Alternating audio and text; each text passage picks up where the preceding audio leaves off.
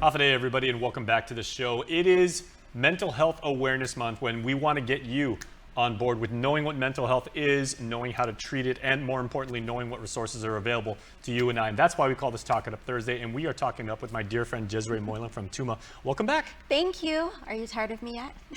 Not at all. I mean, no, we're not tired of you, and we are not tired of the information and the compassion and the conversations that you've been bringing here. So thank you for that once again. Thank you. Okay, and we have another interesting topic today. Yes. So how we started this Talk It Up Thursday is, the first segment we talked about what TUMA is, what we do as an organization for the community. The second segment, we brought in Dr. Lizama, and she mentioned the true definition of an anxiety disorder. So today, I wanted to talk about a beautiful soul. She's a member of TUMA. Her name is Kira Cruz, and she has been diagnosed with depressive disorder and anxiety disorder. She would have been here today, unfortunately, due to personal circumstances. Again, I'm just going to be reading off some things that she felt like sharing that would benefit someone who may be in a similar situation. All right. Well, Kira, you are certainly here in spirit, and we appreciate the contributions, and we are keeping you in our thoughts and prayers as well. As everybody out there, please keep Miss Kira in your prayers as well. Yes, her daughter Claire. Yes. Please. So I asked Kira a few questions, and I wanted to know, as someone who lives with a disorder, obviously it can be hard to function day to day, right? So in times that she does feel anxious or her depression gets the best of her, I wanted to know how she copes, right? So some of the questions I asked was, when she's anxious, do you listen to music? And she says that one of the best songs she listens to is Waymaker by Leland. She said it reminds her that there is a will or a way, and it's through God. So spirituality is very important to her. I also found that interesting, Jez, how she was mentioning a very specific song. Yes. I know some people might say a genre, or maybe a particular artist, because they're in a certain mood. But she was very, very specific with that. Absolutely. She was very specific, and that's incredible. Yes. So it's a song that whenever she's in a very anxious state, I believe it helps calm her. So Waymaker by Leland. Well, music can be very therapeutic, as we know. Absolutely. Yeah. Absolutely.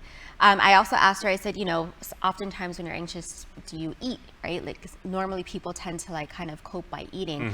And she said she eats something that is comforting and easy. So cooking is difficult for her. And so when she is having difficulty focusing and she's very anxious, she tends to just her go-to is like acai bowls, something refreshing, something cold.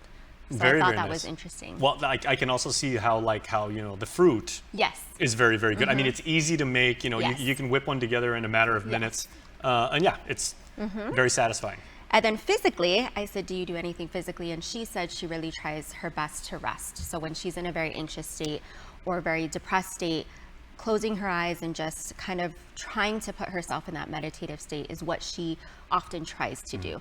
She said sometimes it is hard, her body is in like a fight or flight distress. I was just about to ask you that, because when we say people get anxious, I mean, obviously it manifests itself for different people in different ways, but typically you would see maybe elevated heart rate, maybe a little bit like like very, very quick, shallow breathing, and eyes dancing all over the place. And that's exactly what she says. And so she just really tries to refocus and in calming herself. So a lot of times she says she just closes her eyes and tries her best to meditate. Yeah, I was gonna say meditation is a very big thing right now, and it can be, some people they immerse themselves in prayer. Yes. Meditation, kind of centering yourself. Absolutely. And then other things is, she tends to kind of read quotes or articles with people who share similar situations as she does, to just kind of help her, not better understand, but just the reminder, right, that she isn't in this alone. So reading articles and things that are relative and related to what she's going through. You know what I'm also seeing from this, and I think hopefully this is very, very helpful for all of our viewers, is she's mentioning very specific things like the song, or like an acai bowl, or like,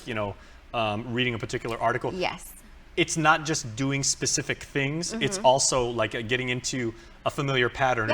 Because if something works, keep doing that. Keep doing it. And that's the thing is she knows that this is somewhat long-term for her, but she puts in the effort every day, and most especially when it gets the best of her, to do what's necessary to just kind of get her out of that state of mind. So does she have to go off and maybe just be by herself, or does she have the help of family and friends? She actually you brought it up. One of Okay. the things too is she does take the time to call someone if it gets to that point. Okay. So she does have her go-to people that she'll call just to help calm her down, or if she does need to let something out, she does have her handful of people that she trusts to That's just good. pick up that phone. That's wonderful. Yeah. Yes.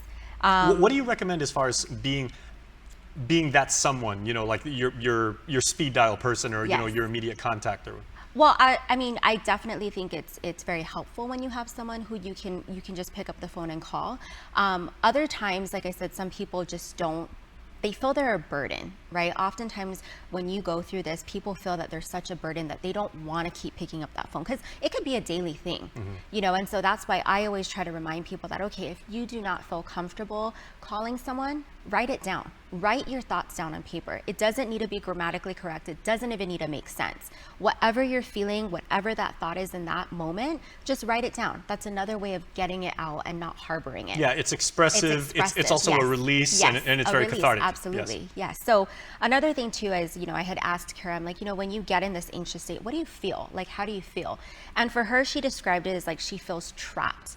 So it's like, her chest starts to cave in and there's no escape. So imagine having that feeling, right? That constant feeling. It's like, so that's why I think it's very healthy to come up with coping strategies that benefit you.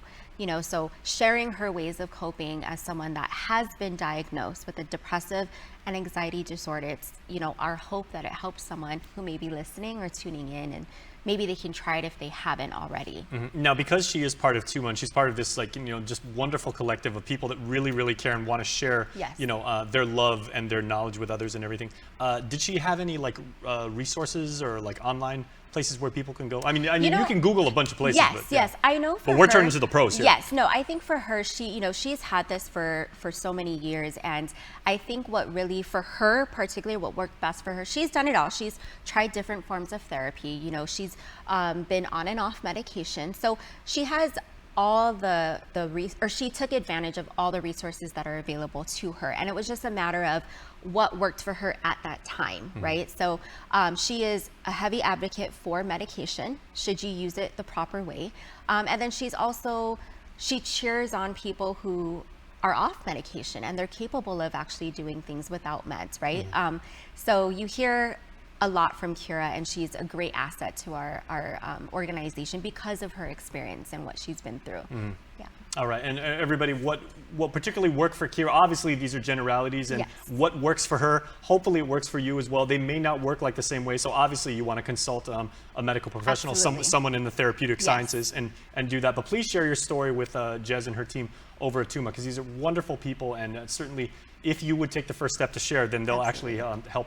You'll be helping others as well. Absolutely. Okay, and Yeah. also, if you are that someone for your special someone, you've earned your angel wings too. Absolutely, yes. And we'll be talking about that the next segment as well, just how to be present and how to love someone who may be going through different challenges. Okay, Yeah. and once again, as always, we want to tell people, what's your Instagram so people can follow you? TUMA Guam, at TUMA Guam. All right, and make sure to share Miss Kira a wonderful message. Let her know you're thinking about her too. And Kira, we are keeping you in our thoughts as well. All right, that's Talking Up Thursdays. We will be back right after this.